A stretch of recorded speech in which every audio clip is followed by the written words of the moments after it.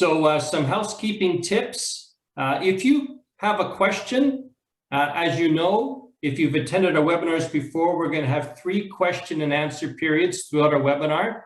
So we'd love to hear what's on your mind in connection with the topic we're sharing. So please, throughout the webinar, please post any questions you have in the Q&A panel right on Zoom.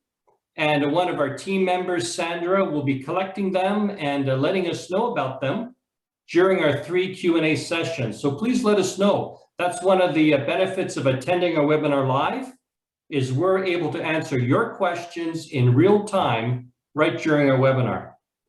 And then if you have some other comments you'd like to share, for example, what your biggest business challenge is right now that you'd like help with, please use the chat box to let us know. And if you could set your that comments box to all attendees and panelists, all of us can benefit from your valuable comments. So if you've been on our webinars before, you know that the presentation team consists of Leanne and myself. Both of us have been in the accounting field for quite a while. Myself as a chartered accountant, Leanne as a cloud accounting specialist, and we'll let you know a little bit more about our background and how we help as we continue here. So perhaps I'll start. If you haven't met me already, I'm a chartered professional accountant. This has been my occupation for several years now.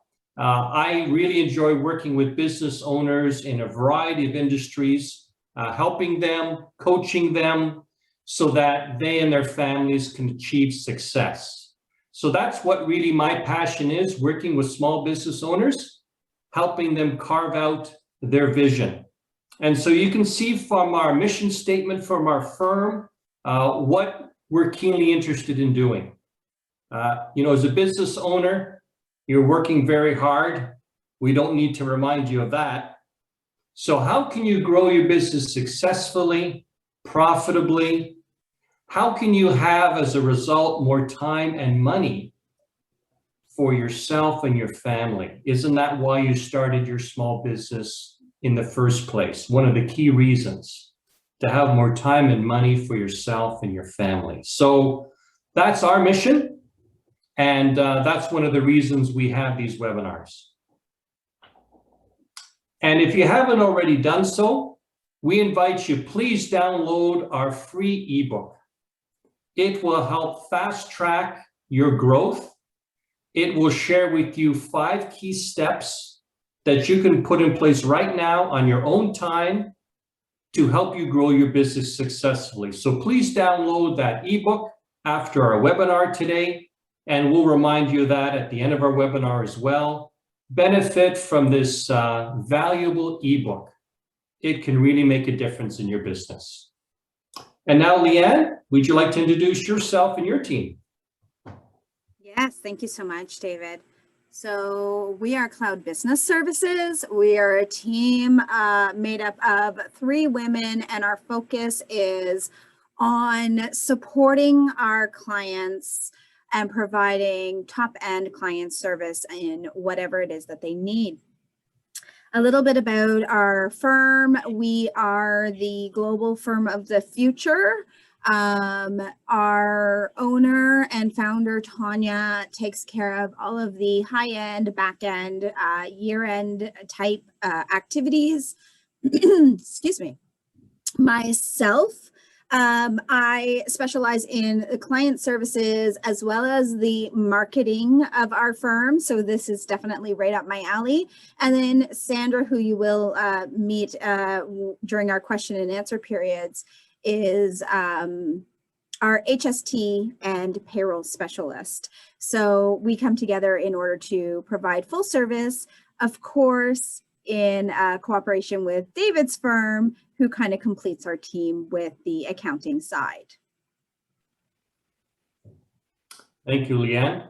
And so as Leanne mentioned, our firm and hers have formed a strategic partnership so that really our clients are the winners. Business owners win from the close coordinated effort of our two teams. We complement each other with the skills that we each have in our wheelhouses. And so clients benefit from this integrated approach. And it's much easier. It saves our clients time, and they know that there's nothing falling through the gaps or the cracks, and the big picture is understood, the vision is understood by all, and we all work together to accomplish the vision that business owners have. So that's why we're together. And why are Leanne and I doing these webinars? So as we mentioned before, we have a mission in our firm, and in speaking with Leanne and her team, we found that we had the same objective. We realized that starting and growing a business is really a journey. If you've been in business for a little while, you know business success does not generally happen overnight. It's a process, it's a journey, there's steps to follow. And so when you think of a literal journey, what equals success in your journey? Isn't it that you know exactly where you're planning to go so that you're not wandering through the landscape? Isn't it helpful if you have a map, some way of finding out where you are so that you can set a path to get to your destination? And wouldn't it be wonderful if you had a guide, someone who had actually traveled that path ahead of you, before you, and perhaps walked that path with others who are following that same path to that same destination? Wouldn't it be nice to have them, a guide, accompany you? And so in business, with Leanne's firm and ours, we try to accomplish the same thing. We help you crystallize your vision. Where do you want to go with your business? What's that vision, that ultimate destination for you? We assist you with a map. We call it the transformation map. You can see the different pieces on our website. We help you how to get from where you are to where you want to be. And then lastly, a guide. With our complementary skills, as we mentioned earlier, our two teams work together to provide you with an integrated framework, a team that you can consult, help you understand the map, your pathway, the steps that would be helpful to follow in the right sequence, so that you can always have a sounding board, a team that can give you feedback and can cheer you on in your journey. So that's why we're having these webinars. And we're confident you'll benefit from today's topic as well. So today, as you know, the topic is social media strategies to attract your ideal client. So let's think about that for a moment. Social media strategies, and then attracting your ideal client. Isn't that what all of us want in our business?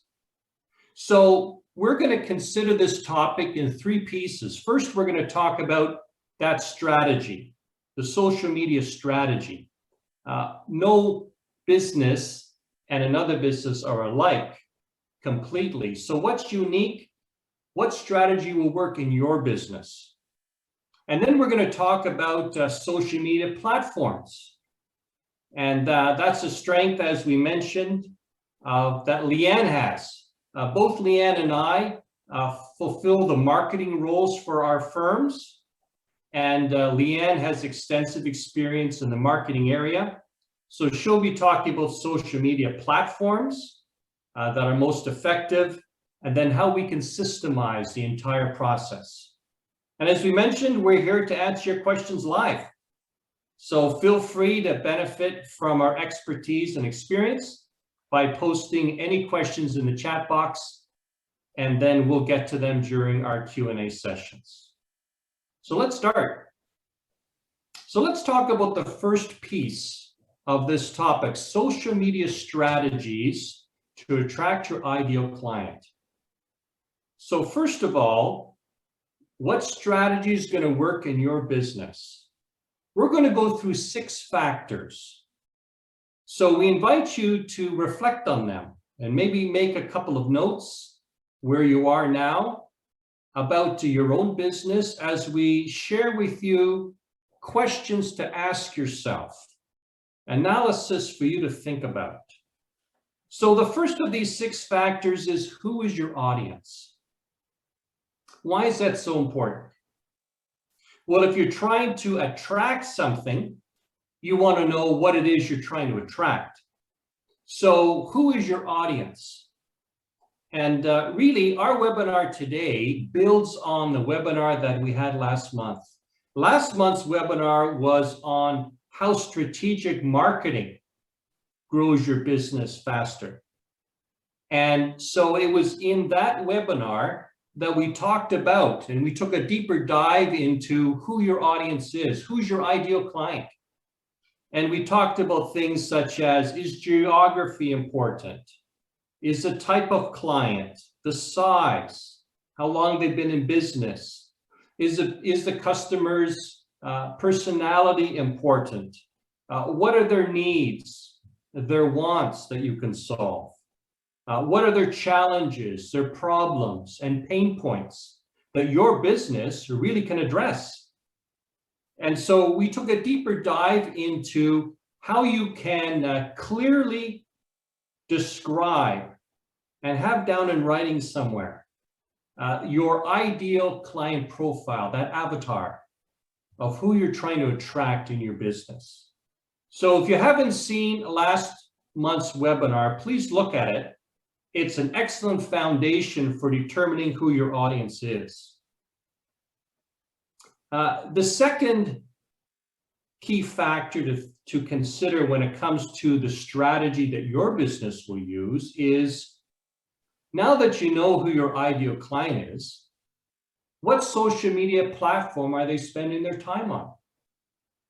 You know, before social media was so prevalent, perhaps you would send printed material.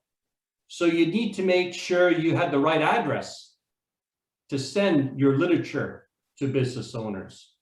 Maybe you got involved in making some cold calls to prospects in your neighborhood. So you need to make sure you had the right phone numbers.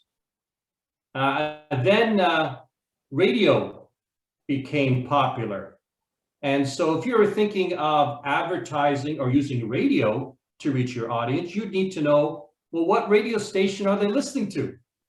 Are they listening to easy rock, easy listening, classical music? Are they listening to all news radio?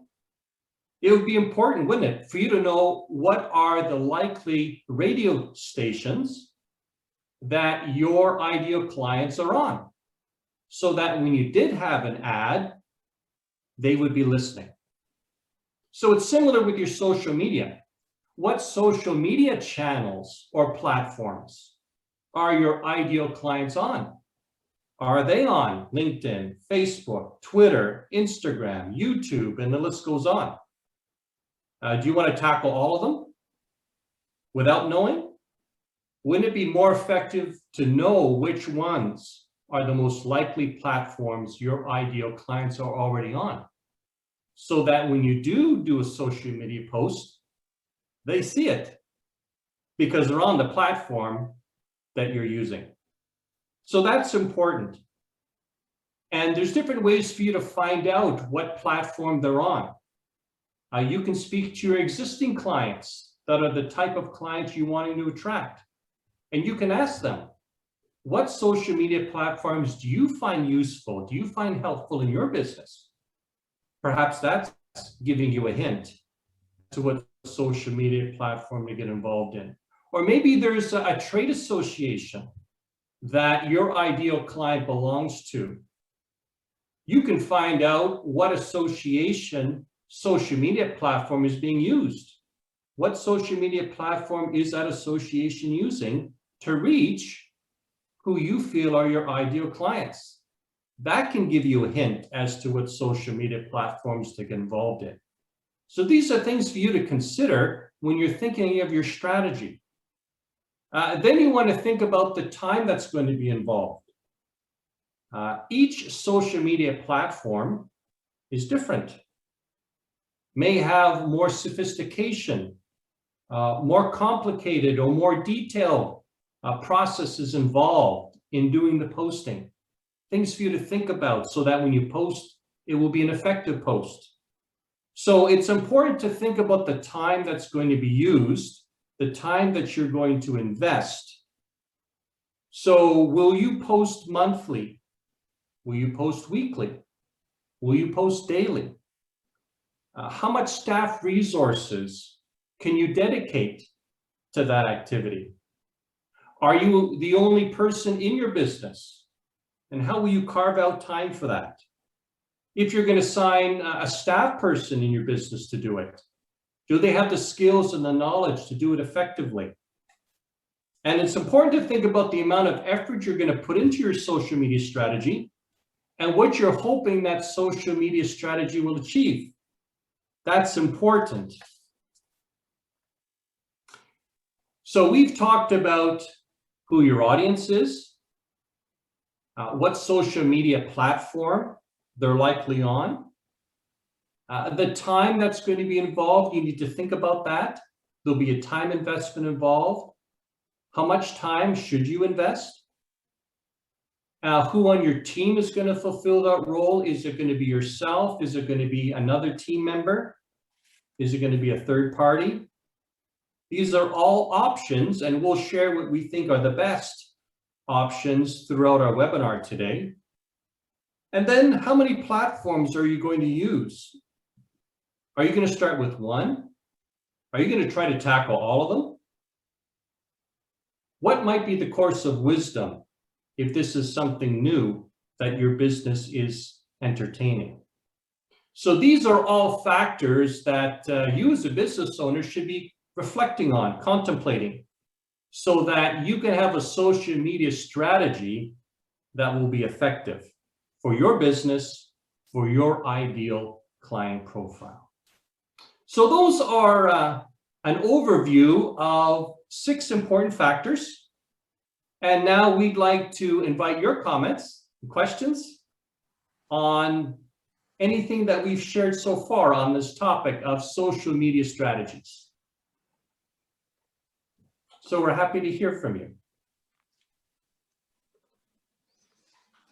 Okay, thank you, David. Okay, so we do have a question here. The first question says, is it better to hire a third party to help with the social media opposed to doing it yourself? So I know Leanne has some great comments on that. The one comment I will share is there are pros and cons to each approach, doing it yourself or having a third party involved. Often when a person thinks of using a third party, it's because it then is something they feel they don't have to do, and they don't have to try to find time to carve out of their already busy schedule to get that done. But there are cons to that approach. And Leanne, perhaps you'd like to share more on that subject. Thank you, David. Yes, as David said, there's the good and the bad. I think it depends a little bit on your business and what your unique needs are as well. So a big piece of outsourcing is often because the business owner isn't sure how to do it, or the time is a concern. Those all factor in. But on the flip side of the coin, as the business owner, a lot of times you're the one who knows what you want to convey and what the personality of your brand is. Your voice, it has a big impact on your brand. And so if you're trying to convey your personality and you choose to outsource that, sometimes that doesn't come through. One of the other things that can happen is you spend just as much time preparing content for the other person because they don't know your business the way that you do, that in the end, with just a little bit of tweaking and systemizing, you really could not just determine the content, but post it yourself and save the money that you're going to have used to pay someone to do it for you.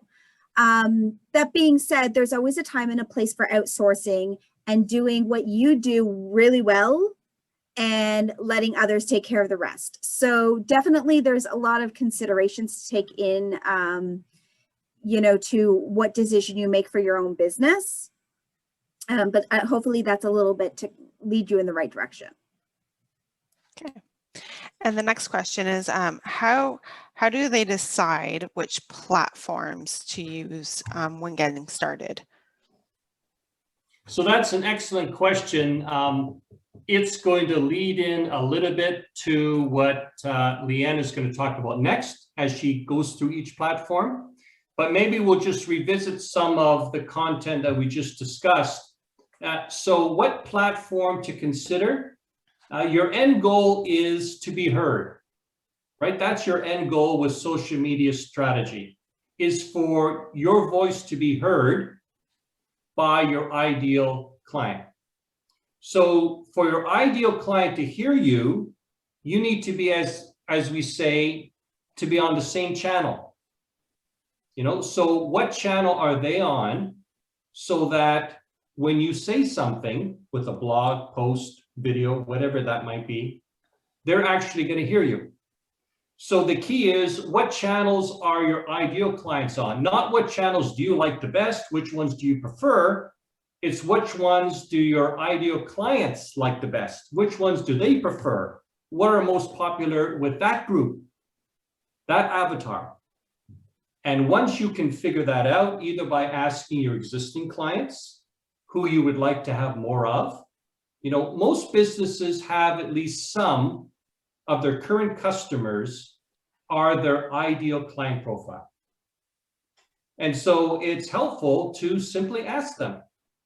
Maybe you develop a survey and you send it once a year or a couple times a year, where you're asking about how they're benefiting from the product or service that you're offering them.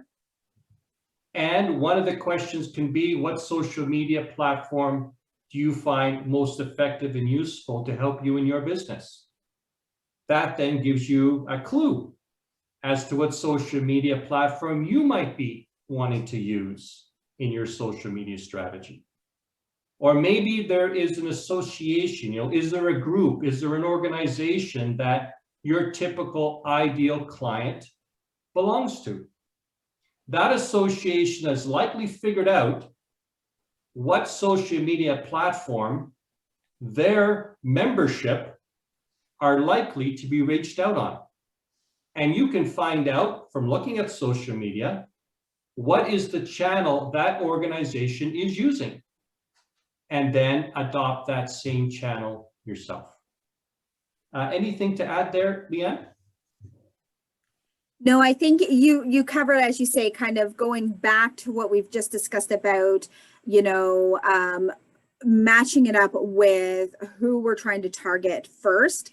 That being said, like David said, I'm going to go through so that you can also determine what each one looks like, so that you can find a good fit for you that way as well. Okay. Very good. And the last question I have here is, should I have a separate account for both personal and business? So I know in our business, in our situation, we do. As far as the pros and cons, Leanne, I'll pass that question to you. Yeah. So, and it does, again, it can depend on what your business is. That being said, it can also depend on what your own social media habits are. You may want to keep your personal life very personal and have those set up as two separate accounts. There's also a lot to be said if your business is completely centered around you as a person and a professional. So I would think of real estate agents, like their entire persona is completely built into their brand. And it's a very personable business. They may combine those two things.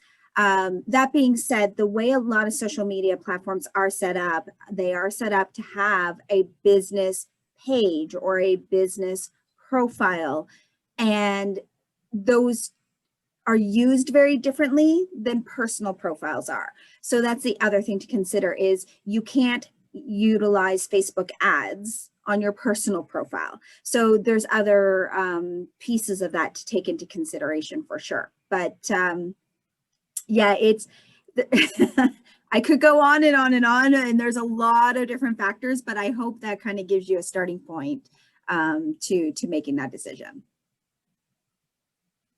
Okay, great. That wraps up those first questions.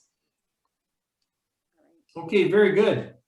So now we're going to get into some practical aspects. What social media platform is most effective? So Leanne, we look forward to hearing from you. All right. So yeah, so we're going to dive into the different social media platforms, and I'm going to start with what is one of the most popular is Facebook. And people will debate on this as to whether or not Facebook is still like the #1 social media platform, but the reality is at the beginning of 2020, because that's the last time I was able to grab new stats, there were 19 million users on Facebook in Canada. That is over 50% of our population. So I still see Facebook as a platform for most people to start with. When it comes down to familiarity, most people are using it personally anyways. And whether you're reaching out to a business to customer relationship or a business to business relationship, you will find your clients on Facebook. So Facebook is considered the 3rd largest search engine. It falls only behind Google and YouTube. So people do go to Facebook and they look up businesses. They look up what is going on. They look up how active the business is, especially during, the last year and a half that we've just gone through, where things change on a regular basis. Hours have to change. Businesses are opening and closing and have restrictions. Facebook has been a way for these businesses to keep their data in front of their clients throughout. You'll find that it's even amongst age categories, gender, income, as I say, whether somebody's on there personally and you're trying to reach them as a consumer that way, or whether you're targeting other businesses, they're on there as well to promote their own business. So it is going to cover a lot of the demographics that we'd be looking at when we're determining who our audience is. On Facebook, as I kind of mentioned with the question that we had, you have a business page, which allows you to actually advertise and pay for advertising and reach out as a business and in that format, which looks very, very different than a personal page. As well, there are groups. I won't get into those in great detail, but they can provide a great benefit as a secondary complement to your business. That being said, I do highly recommend that you still have and operate a business page for your business. So our second social media platform is Instagram. So at the beginning of 2020, again, Instagram had 12.7 million users in Canada. So still a good percentage. And I know that that platform is growing huge. Now, it's really important to note that Facebook owns Instagram now. So a lot of the key elements of Facebook are carried over to Instagram. It's a great way you can connect the two. So it's a great way to kind of tackle two platforms at once. But there are different etiquettes and such on Instagram than on Facebook. So you still want to understand their individual aspects as well. The big difference with Instagram is it's very, very, very visual. So Facebook, you can absolutely share, a post with a link, and that will gain a good amount of traction. On Instagram, if you share a link in your post, it isn't able to be clicked on. There's ways to get around that. That could be a whole seminar on its own, but the point being that Instagram is meant to just be that instant visual. So if you have a business that is very visual, this is a great platform to utilize. If you're selling products, if you're providing services that have a lot where you can see things being done. I find that challenging in bookkeeping because we're not going to show spreadsheets all day long, but it's a great platform to build a personality on and build a personality for your business. So it doesn't have to be just about what your business is doing. It can also be, you know, who you are as a business and why people would want to work with you. The demographic is Instagram tends to be a bit more popular with the younger entrepreneurs. So if you're looking for that demographic, whether you have a product or service that you're looking for a younger market, or if you're looking for businesses, new businesses, startup businesses, that's a really great place to go, is on Instagram.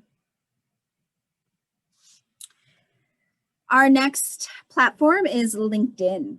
So LinkedIn, when it first came, was really professional based, right? You would seek out to connect with other professionals in your field and in other fields. It is a great tool after you've been to a live networking event to connect up and touch base with those who you met.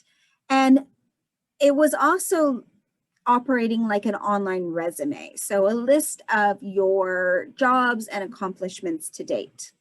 It still has all of those elements, but since the beginning of COVID, for the last year and a half, it's also become a really great networking platform. 15 minutes a day on LinkedIn over the course of a week is the equivalent to attending one live networking event, which of course we haven't been doing a lot of because of the restrictions. So it really does benefit you if you've had that LinkedIn profile for maybe a while now to get back on there and update it and optimize it. One thing I would recommend with that is to really simplify what is in your profile. Think point form. Get to the meat and potatoes of it. It doesn't need to be wordy and in paragraph form. It really just needs to be, this is what you need to know about who I am and what I can do to help you, so that people can quickly find you and connect with you. The other thing with LinkedIn is if you're going to be on there, be present and engaged. That's a big part of that operating as a networking tool. So it's great to get on there every day, engage with the people who are following you or who you are following, and utilize that as a way to reach out, even when we are doing so much virtually these days. Up next, I have YouTube. So as I mentioned when I talked about Facebook being the third largest search engine, YouTube is the second largest. So really there's a huge benefit to working with a YouTube channel. And really, content on YouTube can be anything that you desire. People are constantly looking for information on a variety of topics. And if you can create good content with what you know and your expertise, that will go a long way on YouTube. One of the most valuable things on YouTube is that it lives there for years and years. So unlike a lot of the other social medias where you really need to be on there consistently day after day in order to continue your presence, because otherwise your link or your post or whatever you shared falls out of people's newsfeed and isn't seen again. On YouTube, if you have valuable content that is still relevant, people will find those older videos and continue to rewatch them for years to come. So there is some definite benefit.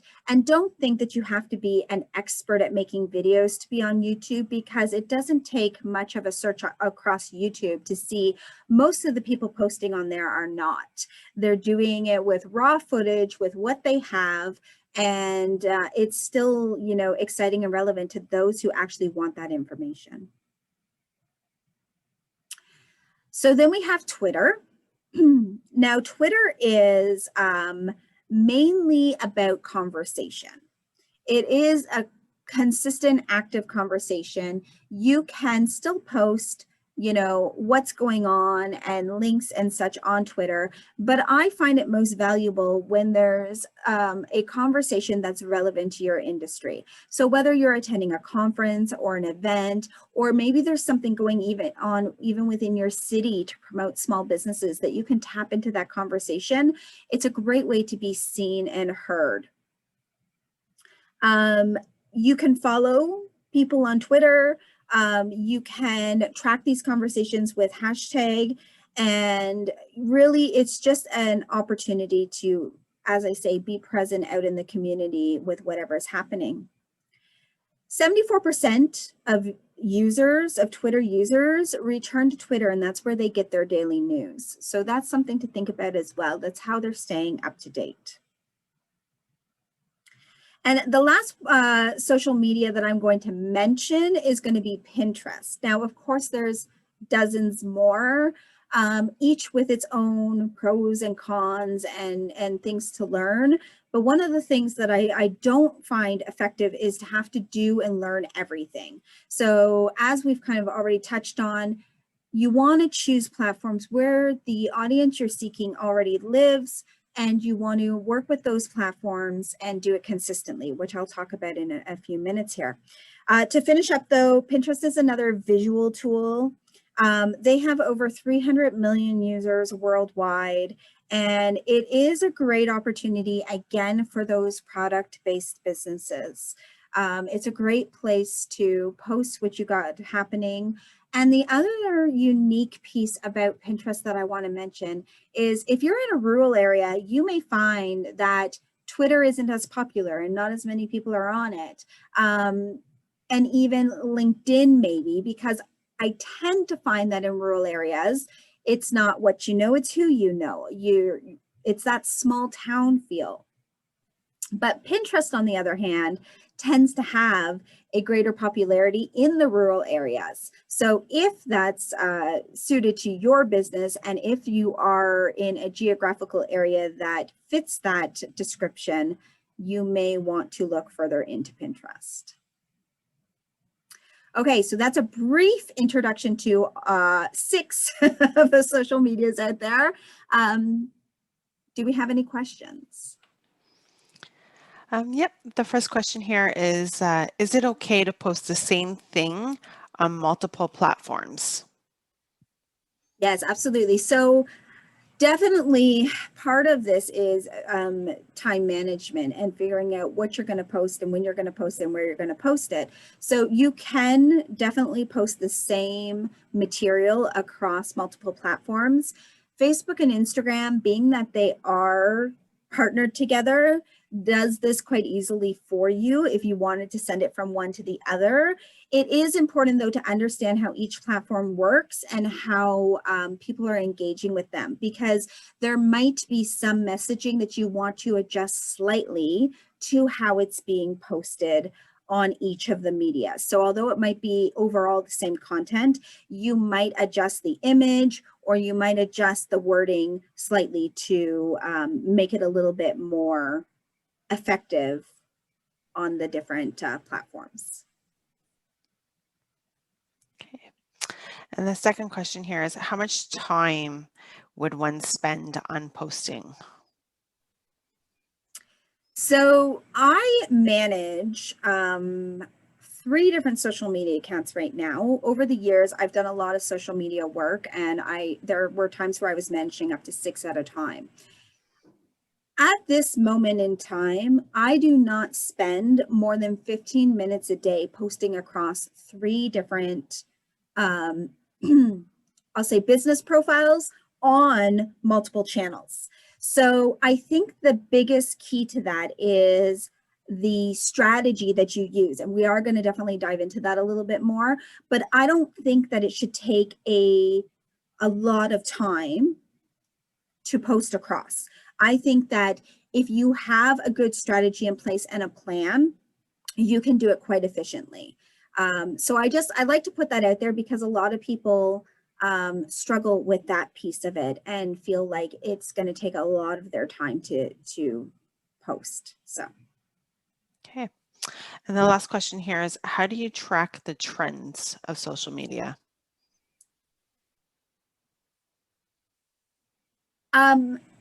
So I'm going to get in a little bit about measuring, but there's so much to keep up with social media because they really do change quite often.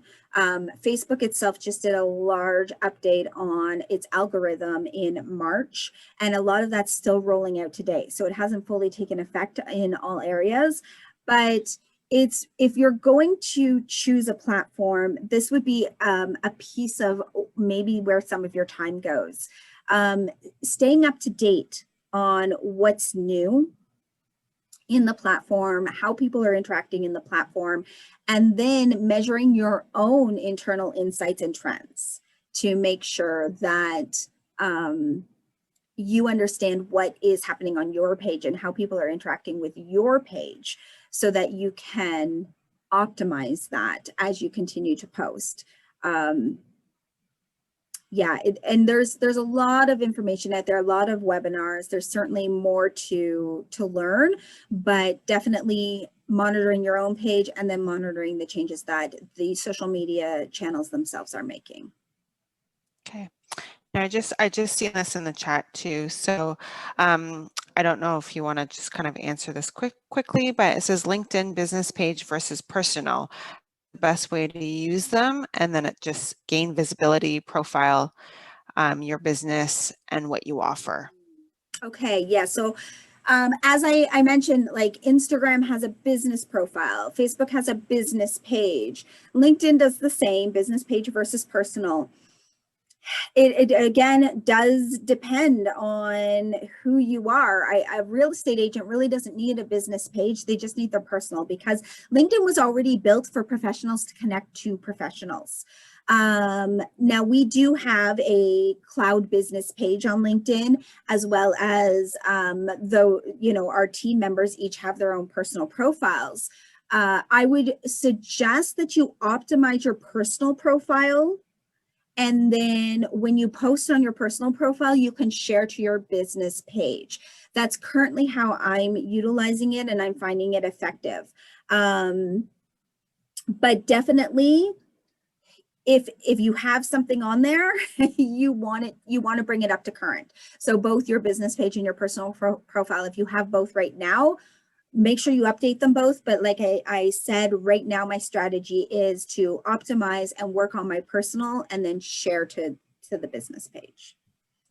Okay. And then there was one other question that came in through chat as well. It says, I've heard that you need a Facebook page enabled to post on Instagram. Is that true? No, no, you can absolutely just open up an Instagram profile. And have a business account. So they do connect. So if you do have both, what I will say is you can post both ways. So you can post on Facebook and send it to Instagram, and you can post on Instagram and send it to Facebook. Again, it's important to understand how the two they do look a little bit different, and they do operate just a little bit differently. So for example, if you post on Facebook and you use less hashtags, because they're not as big on Facebook as they are on Instagram, and you post a link on Facebook and then send that through, remember that Instagram, the links in the post, you can't click on them, so it's not as valuable. So there's pieces like that where you may decide, depending on what you're posting, to do two separate posts. There's a lot of times where I find the better flow is from Instagram to Facebook. But I guess ultimately with that question, the question is, can you have just an Instagram? Yes, you can. You can open up a personal Instagram the way you would a personal profile, and then you can change to a business profile from there. So absolutely, you can do that. Okay. Thank you, Leanne. Great. Okay, so now we're going to consider our third topic, How do you put this all together? Leanne and I have shared with you a bunch of factors to think about. Who's going to do what needs to be done, what platforms are you going to consider, how are they different, which ones might your ideal client profile connect to or be common on. Now, how are you efficient? How can you be efficient and effective by systemizing the entire process? So Leanne's going to lead this discussion, please. All right. Yes, so jumping right in, and this is such a large topic that a lot of this kind of feeds into other pieces. And as I've mentioned, I could go on for a lot longer than this 1 hour, but we're going to try to keep this a little bit concise so that we can get to your questions again. So first, understanding how each of the platforms work. I gave you a brief overview, but understanding how often you're going to post, understanding what you're going to post, understanding what you can and cannot do, how important are hashtags on Facebook versus Instagram, all of that's going to kind of feed into how you're going to look at each of them. You're also going to look at their unique algorithms. So how does Facebook decide who it's going to show your posts to? So a great example of that is when you're on Facebook personally, Facebook needs to show you what your friends and family are saying, right? That's why you go on Facebook, to see what's happening with friends and family. And interspersed with that, you follow certain companies. So they want to show you what those companies are posting. And then they also want to tuck in a few paid ads because that's how Facebook makes their money, right? So a business targets a unique audience and you happen to fall within that kind of demographic that they're targeting, those ads are also going to show up on your Facebook feed. So Facebook has this lovely algorithm to determine what's going to show up there. And as a business, you want to understand that so that you can show up in other people's feeds. So that's part of what you're looking to understand about each of the platforms that you're going to be working with. The second piece is going to be how consistent are you going to be? So consistency is really, really important on all of the media platforms. And that there's several levels to this. So first, choosing a platform and sticking with it. So whatever platform you're going to work on, you need to commit to it and be on there on a regular basis. Second part of the consistency is the type of material that you're going to post. You want it to be interesting and relevant content that's going to attract the audience that you desire. My rule of thumb on social media is 80-20, which means 80% of the time, I'm just connecting with my audience and I'm sharing items that are of interest to them. It could be a link, it could be a video, it could be an image. The idea is that if this interests my audience and they're engaged with my page, then they're going to see the post 20% of the time when I'm actually trying to market to them and say, this is what we do and this is how we can help you. So that's really, really important. You want to find a good balance there. The other piece of consistency is absolutely day and time. Are you going to post Monday, Wednesday, and Friday at 9 a.m.? If you are, stick with it. Whatever day and time you're going to post, you want to be consistent week over week. This is important because you're building a relationship. The people who you start to engage with are on social media at that same time and day as well. And on a platform, for example, like LinkedIn, where you're effectively trying to utilize it as a networking platform, you do want to engage with the same people because it's about, branding is about being seen over and over and over again. So that's really, really important. We're trying to be seen. And social media, all of the platforms are getting really, really loud, and it's very, very hard to break in and be seen. So when you're consistent, it does make that a little bit easier. One of the new changes Facebook just made as well is that they are going to favor consistency, meaning this person posts every Monday and Wednesday morning. That's consistent. We like that. We're going to show their stuff. So those type of trends are being favored by the social medias right now. A big no-no is that don't start a page and then let it sit empty for 3 months. As I mentioned, even through COVID, people are going to social media to get is the store still open? Is it still there? Are they, what restrictions are in place? They want to engage with you. So it's really, really important to be there. So that kind of feeds into the next point, which is engagement. So you want to be relevant and interesting. You want to put up a post that is going to make people want to like or share it. Social media is about engagement. It's about being active on the platform. It's about real time. It's about, people being able to comment on your post and that you comment back, or at the very least react to their comment. If someone messaged you on Facebook and you only go on once a week to post something and then you don't check it for another week, that's not going to help your visibility. So it is important, again, that once you commit, that you show up. So each day you want to make sure that if somebody's commented, that you've commented back or you've recognized it. If somebody's messaged you, that you message back. All of these play into being seen.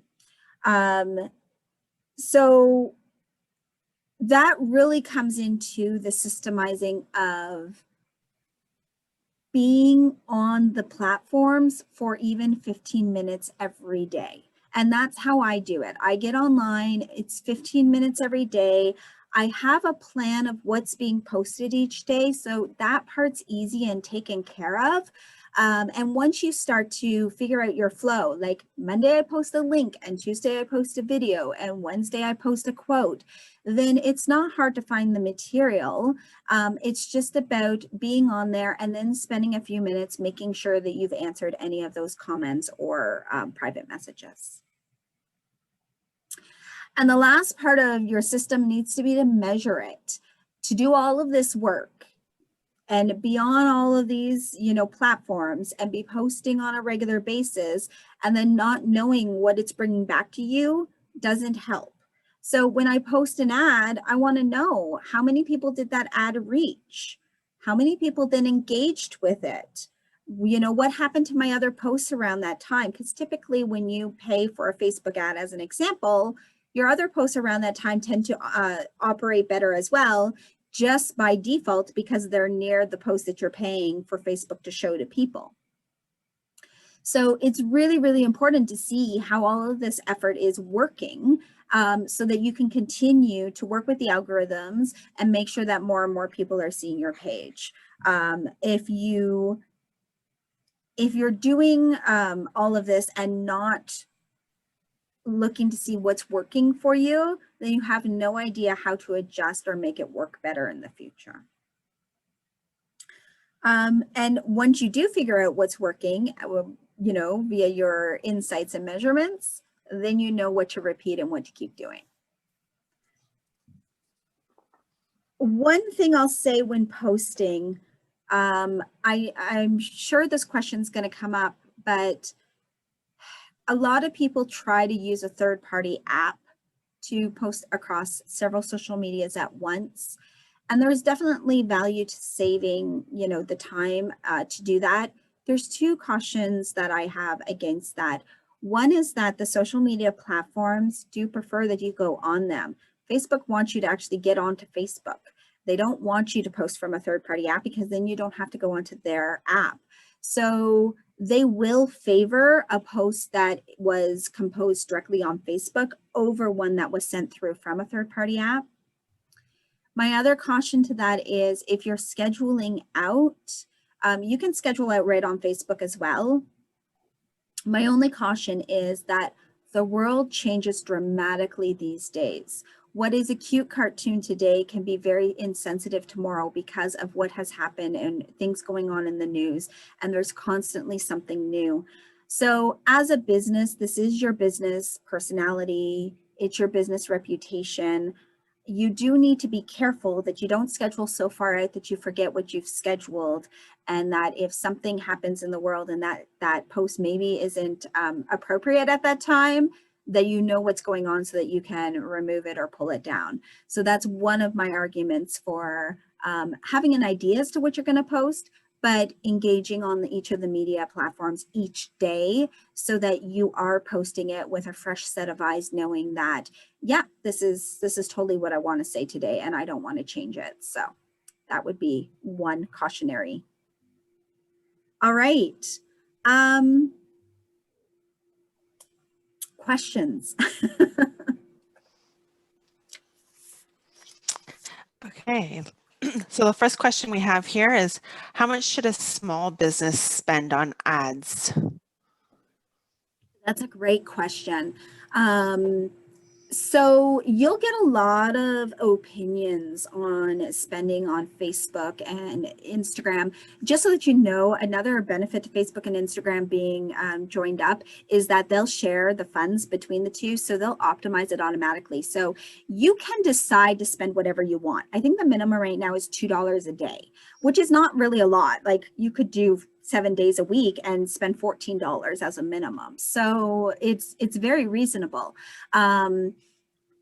Facebook and Instagram, as I mentioned, can share that, or you can turn that off. It just depends on whether or not you want to be on both platforms or not. But you'll hear some who will say, you won't get any traction unless you spend $250 a month or $300 a month or $500 a month. And I don't necessarily believe that's true either. Remember that it all works on an algorithm. And if you're working the algorithm right and you're getting a lot of engagement, you might not need to spend anything. So it really just depends on how efficient you're working with that algorithm. So an example of how the algorithm works just quickly is that I put up a post and Facebook takes that post and shows it to a small percentage of my audience. Now, if that percentage of audience starts to engage with that post, likes it, shares it, comments on it, or if it's a video and they watch it to a certain point, I think it's like 3 to 10 seconds in, then Facebook's like, oh, people are engaged with this. They're interested in it. Let's take it and let's show it to another small percentage of her audience. And if they engage, then they show it to another. So it grows with the engagement. So you can see, even if I've not spent $1, if I have engagement with my audience, then automatically it's going to go further. What you're doing when you're paying for it is you're forcing Facebook to show it to more people, which will hopefully elicit more engagement, which will hopefully improve the algorithm. So sometimes, you know, that's what you need to do to start, especially if you have a smaller audience. Facebook right now, and I use Facebook because they are the largest of the ones that we're talking about, really. But although the algorithms are slightly different on the different medias, most of them are going to work the same way. It's going to be based on engagement. So Facebook, I lost my train of thought, but I'm hoping I'm getting my point across to you. The idea is to put up valuable content that's going to elicit engagement, and then you can, you know, definitely force Facebook to show it to a few more people to get that engagement moving when you're newer. Personally, I don't ever spend more than $100 a month on Facebook. And it would depend on what I have going on and how much is, you know, do I have a really big event that I need to really push out there in a short amount of time? Or am I just making sure that I'm keeping my algorithm and everything working nicely and getting the engagement I need? So yeah, again, it's a big discussion, but I don't think you have to spend a lot of money. Valuable content is definitely going to get you further. We do have another question here, and I know that we've kind of run a little bit over time here, but I will try to get this through as soon as possible. So logos can be important in identifying a business, especially when promoting on social media. Is it best to outsource the design or to select from options offered through the social media platform? I know LinkedIn offers logos to its business users. So I think the key here is that you want to be consistent across all the platforms that you're on. So if you are designing an actual logo for your business, now you can use it across all of them. I would not, if you're only on LinkedIn and you utilize what LinkedIn has, fair enough. But I would say that if you're going to be on multiple platforms, I would have something designed that's specific to your business that you can use in all places, because branding is being seen over and over and over again, and you want that logo to be recognized on all the platforms you're on, as well as I would want to assume that you probably have a website or somewhere else that you want that branding on as well. Okay. And the final question here is, how do you build an online following? So with time, definitely with time. What I will say is, if you decide that any of these social medias are for you, now is the time to start. Don't wait, get on there, because it does take time. So there's a lot of strategies on the different medias. As I said, engaging is important. If you're going to build a following, you need to be on there and engage with them and have valuable content. But it's not going to happen overnight. So follow everything that we suggested.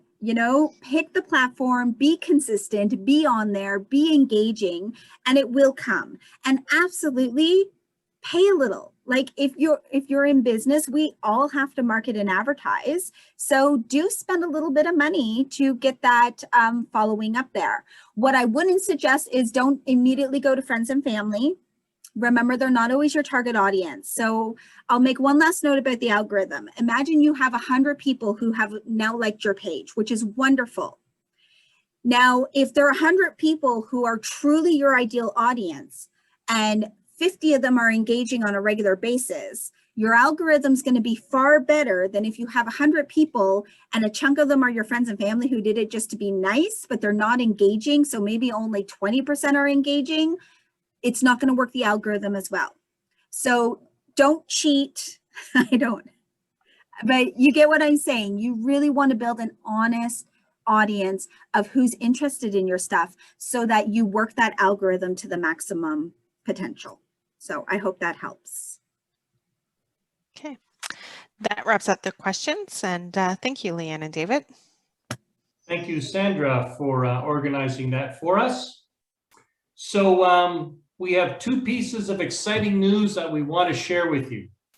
One of them is that, we can't believe it. Leanne and I started these webinars in January this year, and we're already into our 7th.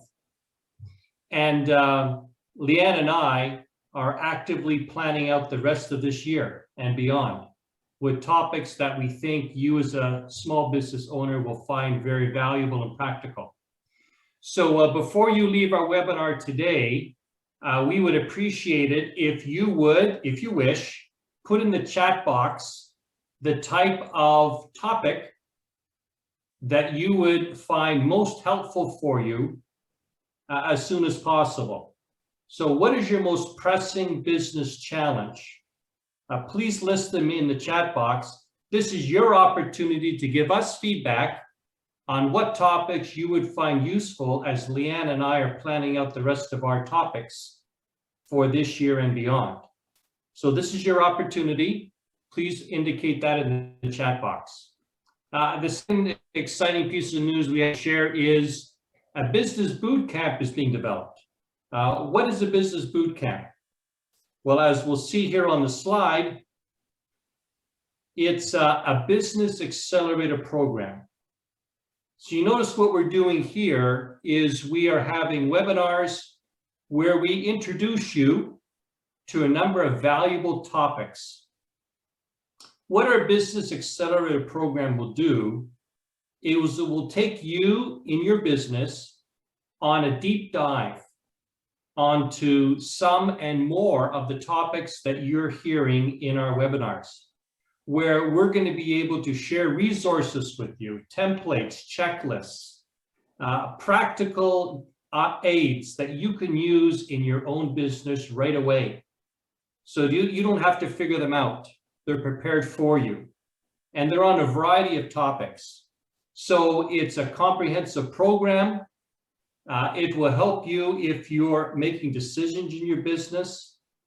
And so if you'd like to have more information about this business bootcamp, as you know, at the end of our webinar, we send you a survey electronically. Please indicate in that survey if you'd like more information about this business bootcamp, because it's being created, it's being developed, and when it's ready, it will be announced and more information will be shared. But if you'd like to have information that we have currently, and you'd like to know more about it so that you can plan out your professional development and how you can grow your business effectively and faster with this accelerator program, then please be sure to complete the survey that you'll get at the end of our webinar today. Leanne and I are both excited about it, taking you deeper, further, faster to grow your business successfully. So that's the second piece of exciting news we wanted to share with you today. And so as usual, following our webinars today, as we mentioned before, if you haven't already done so, please download our ebook on 5 key steps to grow your business successfully. Take action now, as Leanne was saying. Act now, and that ebook can be an excellent handy guide for you. Secondly, we invite you to join our Facebook group, where you can get ideas from other like-minded business owners. And we'll also be commenting ourselves. So you can benefit from the experience from many business owners. If you'd like to go more into this subject, or any of the other webinar subjects that we've discussed, or your biggest business challenge right now, you'd like to have some tips and help, please book a free discovery call. We look forward to connecting with you, getting to know you better, what your challenges are, and how we can help. So again, you'll be able to book a free discovery call. The link will be in the survey that you'll receive. We mentioned also in the survey, please let us know, please indicate if you'd like more information about this business bootcamp that's fast being developed. And then something that all of us as business owners want, more time and more money.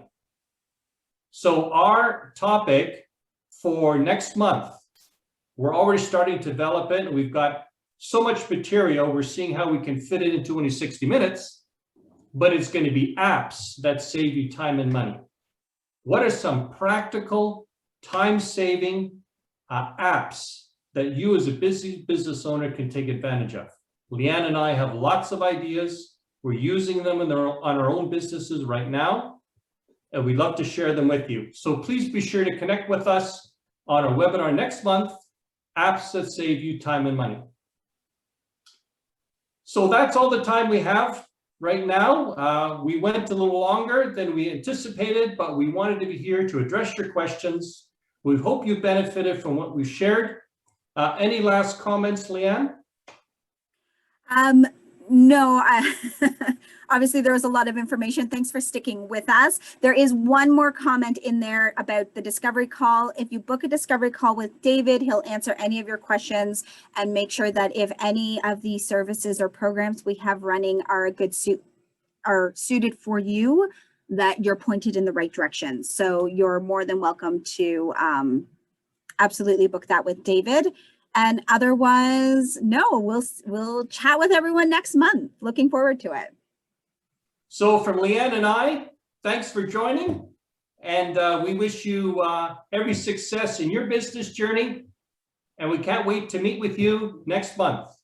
And hopefully we'll hear from you on a discovery call. Bye for now.